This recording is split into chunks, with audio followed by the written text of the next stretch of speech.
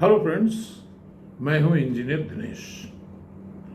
दोस्तों, जो विषय हमारा है इस चैनल पे मुख्यतया एम्प्लॉयमेंट से रिलेटेड है और हम इस पे काम करते हैं कि हमारे देश में रोजगार कैसे बढ़ाया जाए और बिना मतलब का रोजगार नहीं, सार्थक रोजगार। तो जैसा कि मैंने पिछले लेक्चर्स में भी बताया कि सरकारी क्षेत्र में भी, प्रशासनिक क्षेत्र में, पुलिसिंग के क्षेत्र में चूँकि हमारी जनसंख्या बढ़ चुकी है, तो उस हिसाब से हमको नियंत्रण करने के लिए और समस्याओं का हल ढूंढने के लिए हमें और भी ज़्यादा लोगों की ज़रूरत पड़ेगी। और मैंने ये भी कहा था कि डिस्ट्रिक्ट लेवल को डिसेंट्रलाइज करके तहसील लेवल पे ले जाया जाए, हर तहसील को एक डिस्ट्रिक्ट का रूप देने के बारे में सोचा जाए, क्योंकि हमारी जनसंख्या 3 से 4 गुने के आसपास बढ़ चुकी है या बढ़ जाएगी। तो उस हिसाब से हमारा प्रशासनिक ढांचा भी बदला जाना चाहिए। तो इसके अलावा जो दूसरी महत्वपूर्ण चीज़ है कि हम जब पूरे देश की डेमोग्राफी को देखते हैं तो हमें एक चीज़ समझ के आती है कि हमारे पास कुछ राज्य ऐसे हैं जहाँ पे कि युवा हमारा सरकारी नौकरियों की तरफ ज़्यादा आकर्षित होता है, खासतौर से नॉर्थ के राज्य जैसे यूपी, बिहार, एमपी, राजस्थान। दूसरी तरफ हमारे पास ऐसे राज्य हैं जहाँ पे प्रशासनिक सेवाओं और अन्य सारे राज्य की सेवाओं के लिए कोई आवेदन ही नहीं आता। जैसे उदाहरण के तौर पे गुजरात को आप लें तो वहाँ का बच्चा अपना रोजगार, अपना एंटरप्रेन्योरशिप खुद करना चाहता है और वहाँ पे एक भावना ये व्याप्त है कि हम मालिक बनेंगे, नौकर नहीं। इस पे कई मैंने लेक्चर्स अपने कवर किए हैं इस विषय पे, लेकिन आज मैं एंटरप्रेन्योरशिप की दिशा में हमारा कदम कैसे आगे बढ़े, इस पे हमें सोचने की जरूरत है। देखिए, अभी मैं YouTube पे एक लेक्चर सुन रहा था जिसको कि ऑर्गेनाइज किया है संभवतः एलन मस्क ने। उसमें आर्टिफिशियल इंटेलिजेंस से एक आवाज़ आती है और कथानक कोई और लिखा रहता है और बताया जाता है कि विश्व का भविष्य कहाँ जा रहा है और बिजनेस कहाँ होगा। What is the future of business and entrepreneurship. तो उसमें एक कोट वो करते हैं कि बिल गेट्स में अभी कोई बहुत पहले नहीं, 2020 के आसपास कहा है कि दुनिया में 2 तरह की बिजनेस कम्युनिटी होगी, बिजनेसमैन होंगे। एक तो वो जो इंटरनेट के माध्यम से पैसा कमाएंगे और दूसरे वो ऐसे बिजनेसमैन जो पैसा नहीं कमा पाएंगे। तो वो अल्टीमेटली उस लेक्चर को कंक्लूड करके ये बोलते हैं कि अल्टीमेटली एंटरप्रेन्योरशिप स्प्रेड करने के लिए ऐसे डिजिटल कंटेंट क्रिएटर्स की आवश्यकता होगी। मैं थोड़ा सा अपना भी विचार उसमें मिला दे रहा हूँ। जो उनका इंटेंशन था उसमें मैं अपने विचार भी ऐड करते हुए बता रहा हूँ कि उसका उद्देश्य क्या था।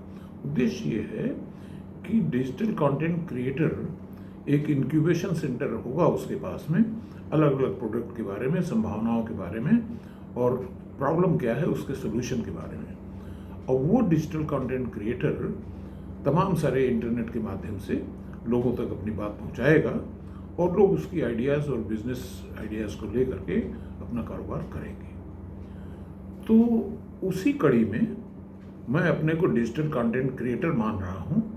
आप लोग इसको देखें कि मेरे दिमाग में जो कहानी चल रही है वो मिस्टर अनोखेलाल यादव, जो अभी 1-2 दिन पहले मैंने आपको सुनाई, कहीं इंटरनेट से ही मुझे मिली थी, शायद कोरा से मिली थी।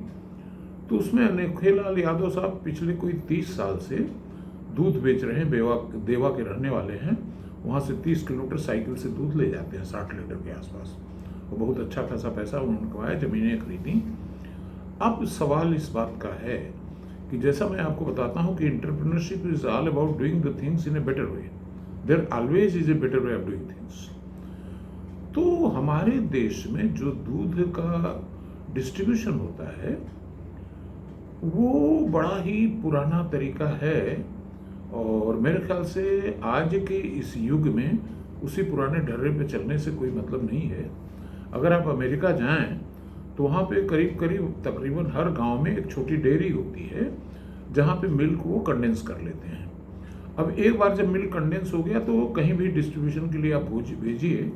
देखिए, एक प्रोसेस होती है, उसको बोलते हैं वैक्यूम इवापोरेशन। चीनी मिलें इसका इस्तेमाल करती हैं, क्योंकि अगर चीनी को ओपन पैन में बॉयल किया जाए या फिक्स्ड पैन में बॉयल किया जाए जहाँ पे कि प्रेशर बढ़ जाएगा तो टेम्परेचर बढ़ जाएगा, बहुत सारी चीनी हमारी जल जाएगी। इसलिए वैक्यूम इवापोरेशन का इस्तेमाल चीनी मिलों में होता है।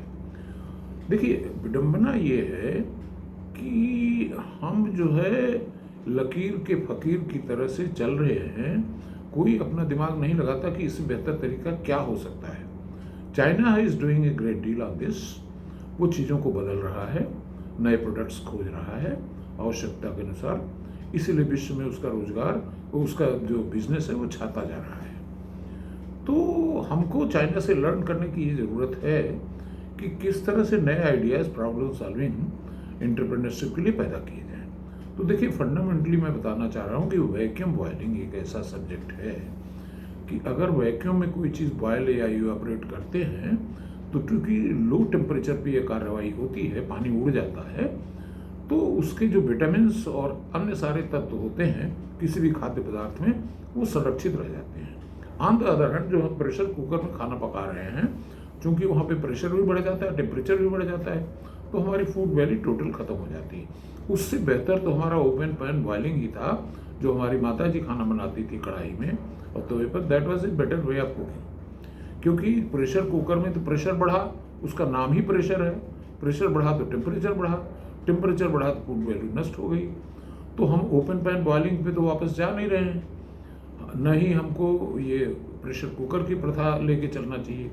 हमें सोचने की ज़रूरत ये है कि how can we create a pressure cooker which operates on the principle of vacuum boiling और वैक्यूम इवापोरेशन।